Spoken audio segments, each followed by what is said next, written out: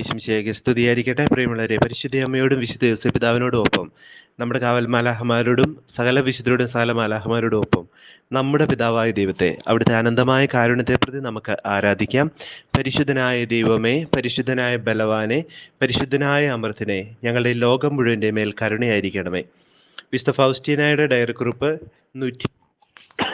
121 സന്ദേശം.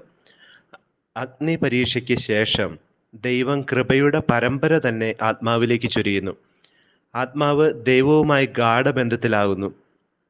ഭൗതികവും മാനസികവുമായ വളരെ ദർശനങ്ങൾ അതിന് ലഭിക്കുന്നു. അതിസ്വാഭാവികമായ ധാരാളം വചനങ്ങൾ അത് സ്വീകരിക്കുന്നു.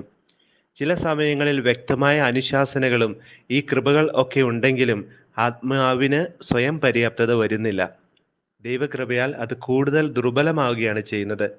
പല അപകടങ്ങളിലും ഉൾപ്പെടാൻ വഴി തെളിയുകയും മായാദർശനങ്ങൾക്ക് എളുപ്പത്തിൽ ഇരയാവുകയും ചെയ്യാനിടയുണ്ട്.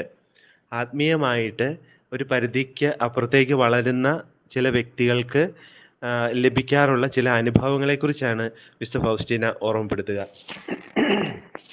ദൈവകൃപ സമൃദ്ധമായിട്ട് ലഭിക്കുന്ന ഒരവസരത്തിൽ എങ്ങനെയാണ് ഒരു വ്യക്തി പരീക്ഷിക്കപ്പെടുക?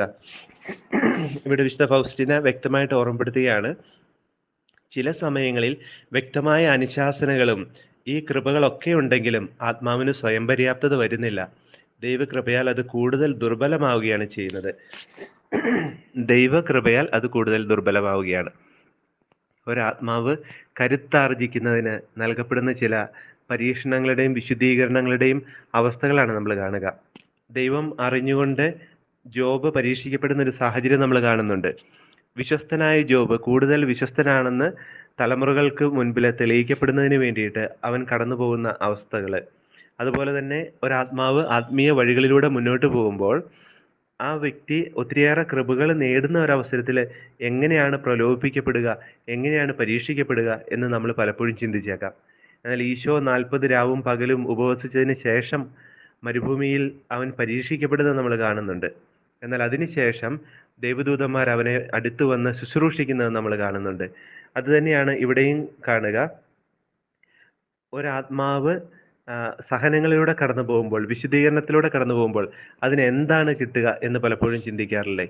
നമ്മൾ പലപ്പോഴും ചോദിക്കാറില്ലേ, എനിക്ക് ഈ സഹനത്തിനൊക്കെ മറുപടിയായിട്ട് എന്താണ് കിട്ടുക? ഈ ലോകത്തിൽ ഈ വലിയ സഹനങ്ങളിലൂടെ കടന്നു പോയിട്ട് മരിച്ചു കഴിഞ്ഞിട്ട് എന്ത് കിട്ടിയിട്ട് എന്താണ് പ്രയോജനം എന്ന് ചോദിക്കുന്ന അനേകരുണ്ട്. എന്നാൽ വിശുദ്ധ ഫൗസ്റ്റീന ഇതിൻ്റെ ഒരു ആത്മീയ വശത്തെക്കുറിച്ച് ഓർമ്മപ്പെടുത്തുകയാണ്. അഗ്നി പരീക്ഷയ്ക്ക് ശേഷം ദൈവം കൃപയുടെ പരമ്പര തന്നെ ആത്മാവിലേക്ക് ചൊരിയുന്നു. ഒരാത്മാവ് കടന്നു പോകുന്ന വഴികളിൽ തടസ്സങ്ങളുണ്ടാവും. ആ തടസ്സങ്ങളെ അതിജീവിക്കാനുള്ള കൃപയും ഉണ്ടാവും. ദൈവം ശക്തി തരാതെ ആരും അവരുടെ ശക്തിക്ക് അതീതമായിട്ട് പ്രലോഭിപ്പിക്കപ്പെടുന്നില്ല എന്ന തിരുവചനം നമുക്ക് ഓർമ്മിക്കാം. നമ്മുടെ ജീവിതത്തിൻ്റെ പരീക്ഷണങ്ങൾ വീഴാനുള്ളതല്ല, മറിച്ച് കൃപ തന്ന കർത്താവിൽ ആശ്രയിച്ചുകൊണ്ട് അതിജീവിക്കാനുള്ളതാണ്, കൂടുതൽ കരുത്താർജിക്കാനുള്ളതാണ്.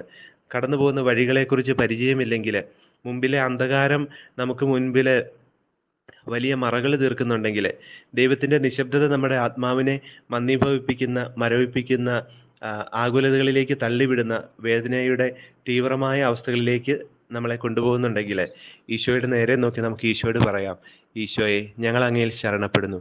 നീ തന്നെ നയിക്കുക. നിൻ്റെ ആത്മാവിനാൽ നീ ആഗ്രഹിക്കുന്നിടത്തേക്ക്, നിൻ്റെ തിരുഹിതത്തിൻ്റെ പൂർത്തീകരണത്തിലേക്ക് നയിക്കപ്പെടുന്നതിനായിട്ട് എൻ്റെ ജീവിതത്തെ ഞാൻ സമർപ്പിക്കുന്നു. ഈശോയെ, ഞാൻ അങ്ങയിൽ ശരണപ്പെടുന്നു. നമ്മുടെ കർത്താവ് ഈശോമിശിഹായുടെ കൃപയും പിതാവായ ദൈവത്തിൻ്റെ സ്നേഹവും പരിശുദ്ധാത്മാവിൻ്റെ സഹവാസവും നാം എല്ലാവരോടും കൂടെ ഉണ്ടായിരിക്കട്ടെ, ഇപ്പോഴും എപ്പോഴും എന്നേക്കും.